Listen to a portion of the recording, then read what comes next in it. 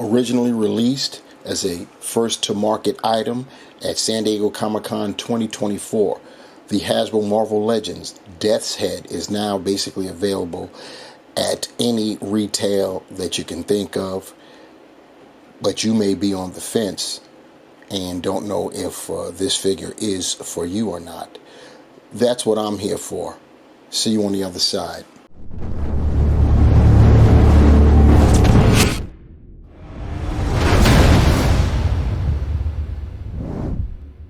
What is good, my peeps? Janucka Big Rucker back at you again. We've got another action figure review here. It's been a minute for me to get to this one, but here I am, better late than never. At the time of acquisition, this was, of course, first to market, very limited time as a San Diego exclusive. I'm doing the quotation marks. But not really. It's a first to market item. They just wanted to unveil it at Comic-Con and made it available for attendees, and it was pretty easy to obtain. And even after the con was over, it ended up going to market as promised, and you could basically order yours wherever Marvel Legends are sold. So there's that, and as I stated in the opener, those of you that have not gotten it for whatever reason, probably sitting on the fence, you're considering getting it, but you don't know if it's worth the coin. And then you have some that they know the origins of Death's Head, and they know that he started out in the Transformers universe, and through the magic of basically comics and traversing universes, he ended up in the Marvel universe, and here we have it now. So you do have people that have purchased more than one, a couple, because they are both Marvel Legends fans and they are also Transformers fans, and they've got a Death's Head on both shelves. You may want to do that. You may not want to do any of that. You may want none. You may want two. Some of you may just be good with one. We're going to find out whichever way you want to go. Is Death's Head worth it? Anyway, looking at the packaging, you see what we got. This is some unique style packaging. Unique right now. I'm sure we'll see this packaging again. This is like a new kind of, I don't know, line program you want to call it, for Marvel Legends with this style packaging. You got the Marvel Legends logo on the upper left hand. You got superheroes. Death's Head right down there. You can see the figure clearly within the window. The accessories are in there. They're in a, looks like they're going to be in a separate tray. We've got on top here the Death's Head logo. Yes, indeed.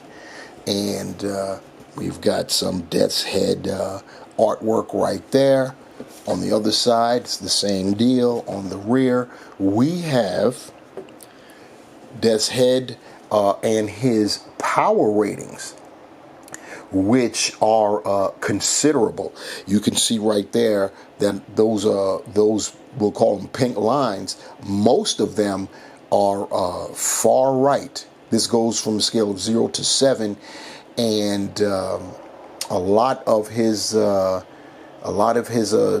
abilities are riding there at 6. So this guy is no jokes. As far as his what am I trying to say? His height is concerned, he's 6'6" in real life. Well, you know what I mean when I say real life. Anyway, he's a decently sized dude for sure, and we're going to see exactly what Death's Head is all about when I take him out of his packaging. And now here's Death's Head in the clamshell. As I stated, his accessories are in a separate shell. I wanted you guys to see that, so move that to the side, and you can see what we got going on here. He's got a second set of hands, they're fists, and then he's got a shield. And then on our right side, as we are looking at it, he's got attachments. an axe, a mace, and what appears to be a rocket. You see the indentation for his cape.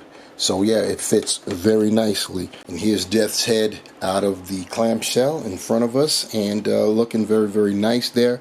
And he is sizable. Let's take a measurement of that height. And he's coming in at just under 8 inches tall. So yeah, this guy is for sure deluxe or build-a-figure size, if you will. Very, very nice. You see, he's got some basically 4 colors in terms of his accoutrements. Sporting yellow. We've got, as far as the belt, yellow, perimeter with red. The circular belt there. He's got his skirt piece. Kind of reminds me of Terrax's skirt piece from the front there, and you see he's got his cape on there, and we'll have to get in closer so you could see what I see. The cape, the inside of the cape has got some nice texture. The outside as well, so that's cool. Let's see what we can see up close. Some nice fine texture. At the bottom, he's got holes and tears at the bottom, so you know that he's basically battle worn. Speaking of being battle worn, he's got scrapes and scratches on his shoulder pads, and he's got holes, as you can see right there. So that's pretty cool. And like I said, scratches and dents and all kinds of battle wear, if you will. Looking at that. Trying to get a better look at the head sculpt, you see that he's got the red horns. The head is basically silver, metallic color there. He's got reddish kind of eyes, as you can see, yellow teeth, and of course he's got those upward facing tusks. This isn't articulated, so you won't be able to get any expression out of him like that. And it's pretty unfortunate. It would have been nice if they'd have been able to do something like that. I'm trying to recall if they've ever shown his Joe, and yeah, they have. He has expressed like an open mouth look before, for sure. So the head is looking good, and like I said, you could get a closer look at those holes and everything on the shoulder pads / what keeps the cape in place. Then of course you've got this clasp here that's in red. It's looking pretty cool. He's got on his gauntlets blue, kind of a metallic style blue with yellow there. The knucks got the yellow going on, and going down, you see that the skirt piece I'm talking about. Like I said, this kind of reminds me of Terrax, but then you've got the wraparound there. It's got some design going on in there. And then of course the legs, you get to the boots, they got more of that metallic blue flavor, and spikes on the ankles, and you got above the ankles the yellow paint, and then of course the boots themselves. So yeah, this is a pretty nice looking figure. Peeping out Death's head articulation, his head is on a ball hinge, so he can look up that far.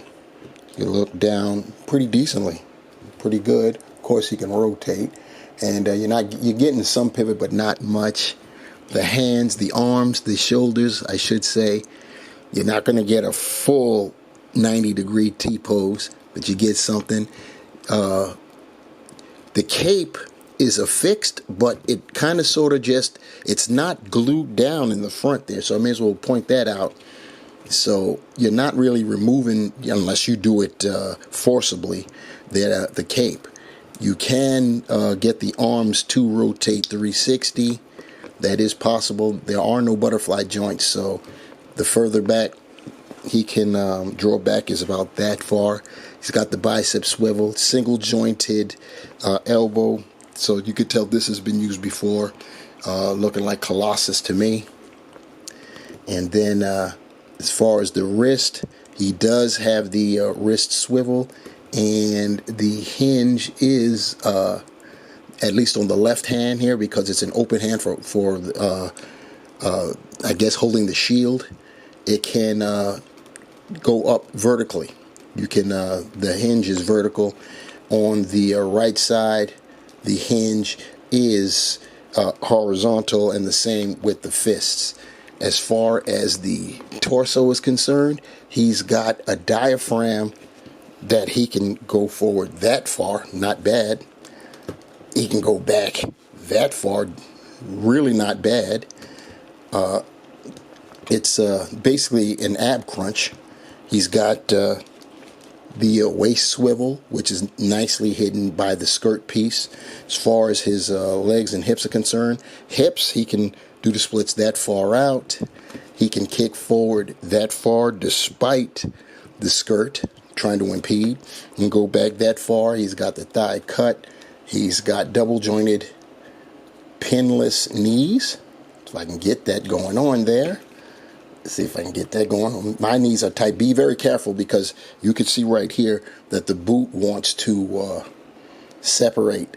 So I don't think, oh, there she went, good. On screen too. So there's your double jointed knee articulation.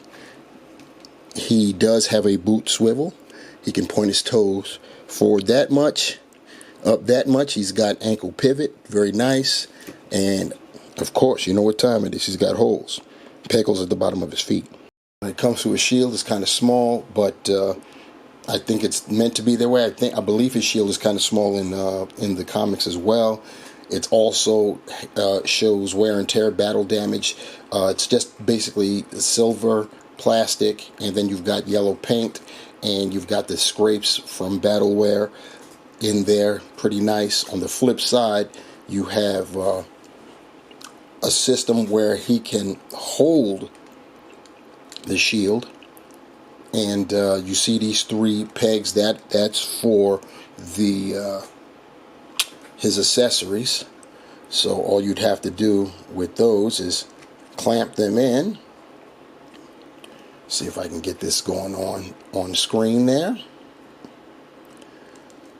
That one looks a little rough.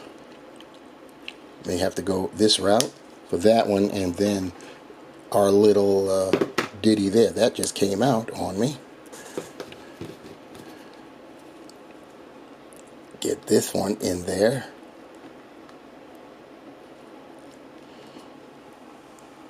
And there they go. Then what you do is you get your death's head. You see he's got that peg in the back. And then you just press in. And that's how he looks with his shield and his accessories. And he gets to carry them all together. Pretty nice. As far as showing him holding his shield, you've got 2 points where you could do that at, and you see, just like that. And once again, it is a pretty small shield, but I believe, he's a mechanoid anyway, so he's already armored. So this is I can't even call it, but there you have it. As far as putting on his accessories, if you will, it's just a matter of popping his hand out, and let's go with the axe, and just work it in. It doesn't snap or anything like that. Just play the twist game, and there you have it. There's the mace, the axe, and just so you can know, you can affix his accessories to either arm. So here for the last accessory shot, we have, along with him brandishing the axe on his left side, he's got that rocket on the right. And in case you didn't know, we had gotten previously, a few years ago, Death's Head 2. So we actually got what our current our review subject, we got what he became before we got him. But I guess the point is moot now. So you see the physical changes between these two, and one of the, we'll call it psychological changes, is that our Death's Head, our review subject, whenever he spoke, he most of the time ended his sentences with yes. Time to die, yes. He would be like that, and that was basically lost when he became the 2.0 version. So my thoughts on the Hasbro Marvel Legends Death's Head, which is not an exclusive. It is mine is a first to market, but it is no longer a first to market release. It is now a release. This figure is banging for sure. Looks very good. If you're a Transformers fan, you'll and you're a true you know that what's going on. You'll want to include that on that display. Marvel definitely can go into several different displays. Like your cosmic display, because he is in space. We'll put it that way. And or whatever you want to try to place him in. It's not really a needed figure, unless that's subjective, obviously. But a lot of people probably don't know about Death's Head, and those that do, like myself, we're cool with this. I'm cool with Marvel Legends, period. So that's how it's going to go down with me, regardless. But the figure is pretty nice. He comes with the shield and the 3 attachment accessories and a set of fists. So you should be able to get him some decent poses. He's got decent articulation range, so that should definitely suit your needs as well.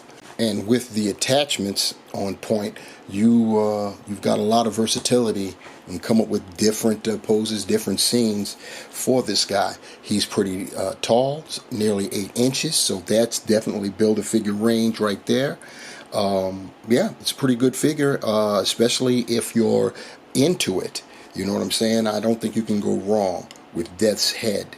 So let me know what you think about this figure in the comment section below. Are you going to get it? You going to pass? You're going to, if you get it, are you going to get 2? Because you're both a Transformers head and a Marvel head, so you're going to need one for both of your shelves, both of your displays, or you're going to pass. What's up? Let me know down below, because that's how it gets done.